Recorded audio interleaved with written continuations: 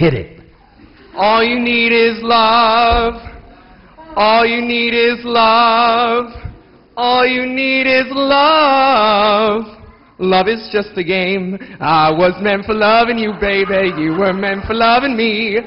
Don't be shy. Give love a try. In the name of love. One night in the name of love. You'd think that people would have had enough of silly love songs. I look around me and I see it isn't so. Oh no. Some people want to fill the world with silly love songs. Well, what's wrong with that?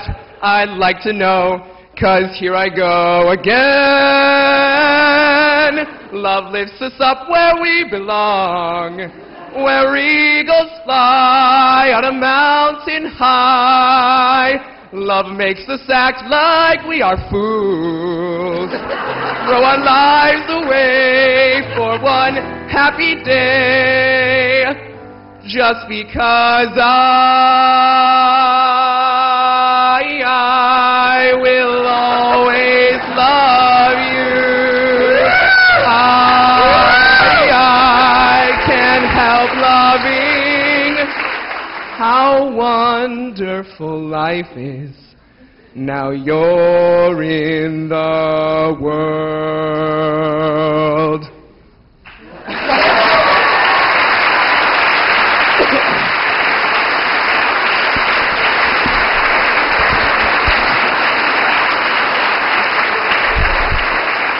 That's our own Greg Schweizer, a junior here at Washington University, the CSC. Welcome to Broadway Productions. He was only supposed to be one of those, but I think he got a little carried away.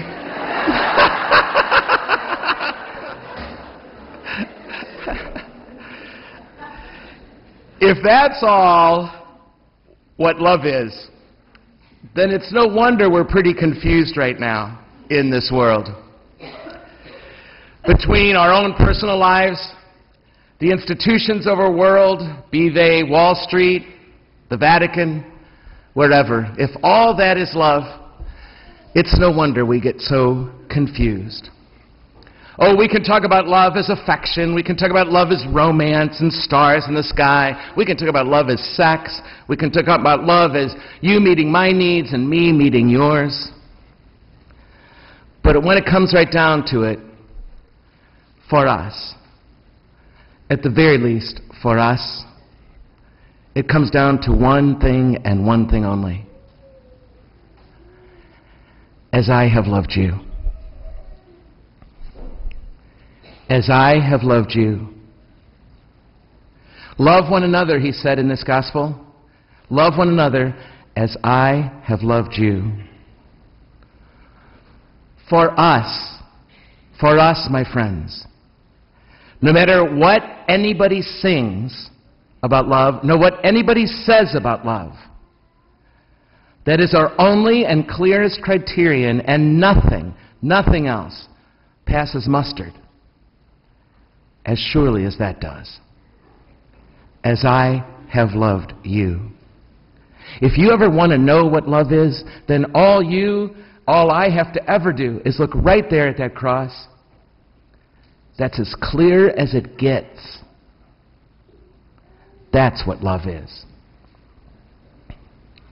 What I see when I look there are three things. The first is that Jesus' love is unconditional. Be they friend or be they foe, he loved them. This love did not depend on how anybody behaved, whether or not they were moral. It didn't depend on how they treated him ever. This is a love that's unconditional. Therefore, be they friend or foe, it falls to us to love them. It doesn't depend on whether they live up to our moral standards or not. It doesn't depend on how they treat us, whether or not we are treated as we expect to be, whether or not she called me back or he complimented me, whether he disagreed with me, or they have a different politics or a faith or a value than I do, or how educated she is. If those are our conditions, then go ahead and sing those silly love songs of yours. But don't call it love. That has nothing to do with how he loved us. The second thing I see there is Jesus' love is giving its life for others' sake. It's all about giving its life for others' sake. He held nothing back. Love doesn't pout. It doesn't feel sorry for itself. It doesn't punish other people for hurting us.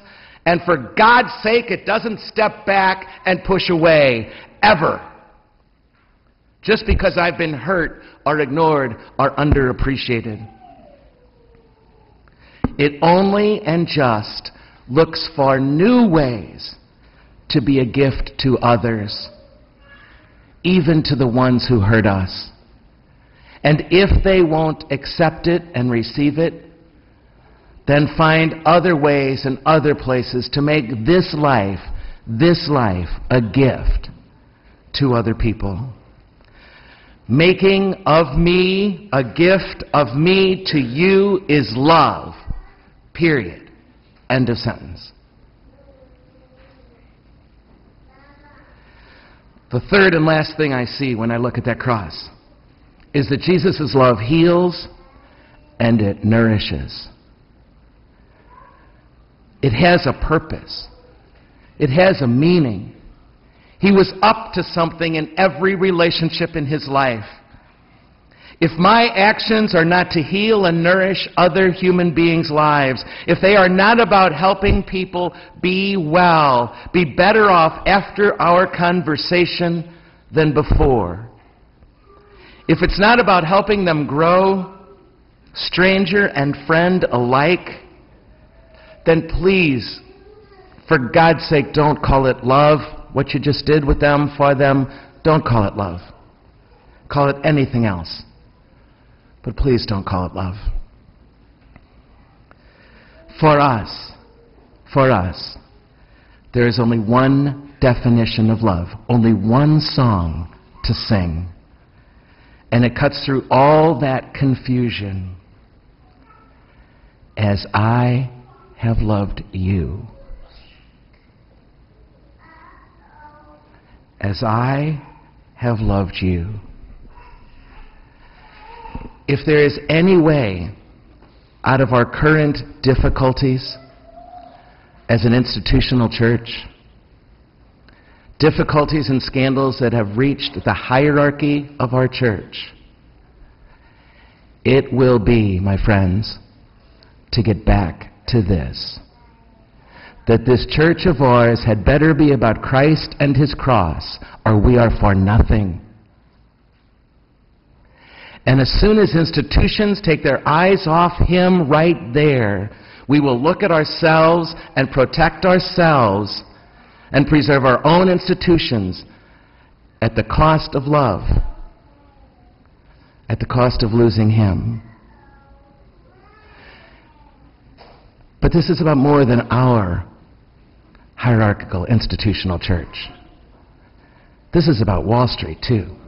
And it's about the White House.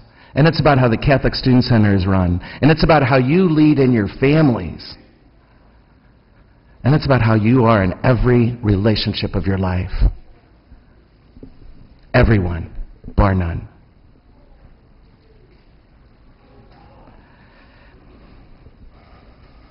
This is a clarity. If we can come to this together, this is a clarity about love that the world would envy.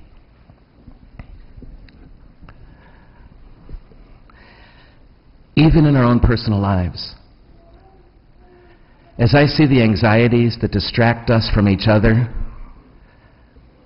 again at the risk of oversimplifying way too much, so much of it has to do with because we look at ourselves too much instead of looking at the other and what will help them be well. This is not just about institutions, it's about our own personal lives. We will cut through the anxieties that wake us in the night if we remember the cross of our Lord Jesus Christ, and that we are called to love just like that, and that's it. Unconditionally, trying our best to be a gift to everybody,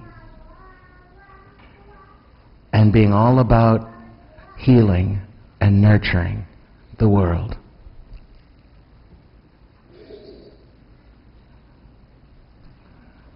So much will be healed if we begin to understand this. The sacraments of that love are right here at the CSC, day in and day out, Sunday after Sunday. You know, we've always said here that we're a community of students and campus ministers. That if we're not students, we're here to help students find their God and this clarity for the rest of their lives in one way or another.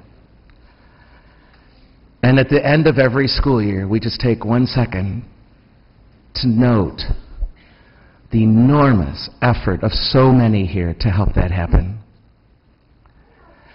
The sacraments of that love are the volunteers of the CSC. They're people who make soup Tuesdays and Fridays. They're people who come on Sunday and put out those coffee and donuts for us and get everything in order and turn on the fountain so you can pass something beautiful on your way to pray. They're the gardeners who've been out there tirelessly, hours and hours and hours already through these spring days to make sure those roses are just about ready to burst just for you. They're about the people who stop on the way in here on Sunday and say hi to that student especially who merged with them coming from the South 40 into this chapel and didn't just keep looking down or talking to the one they were already talking to, but managed to say hi. What's your name?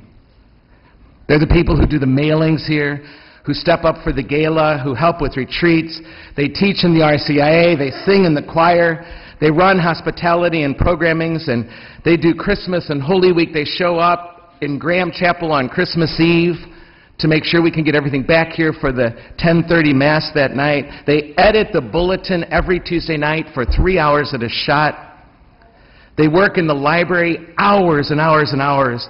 The website administrators, the student leaders, the First Communion teachers, the liturgical ministries that happen here every Sunday at Student Union, the children's liturgies.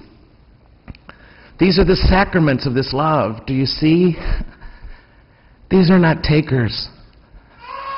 They're not here just because it feels good to come to the CSC on a Sunday morning and get good music and, God willing, good preaching. To see if Father Gary got a haircut this week or not. They're here and they're given. And if they can't give those ways, they give financially and sacrifice to help this happen. As I have loved you,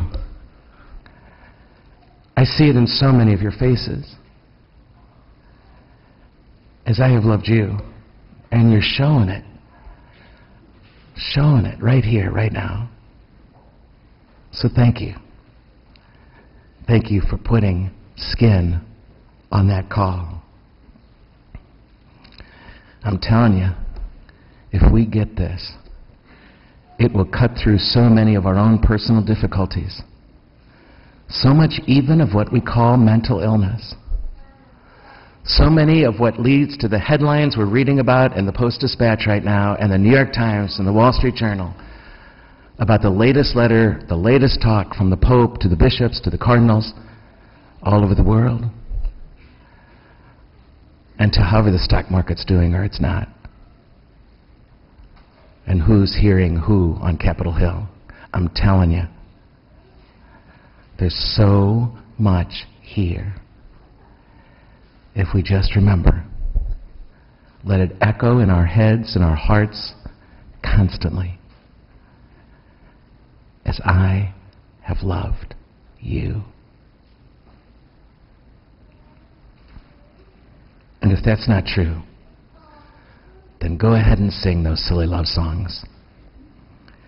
Regardless of what the world needs now. It might not be quite so splendid, because love won't have much to do with it, after all.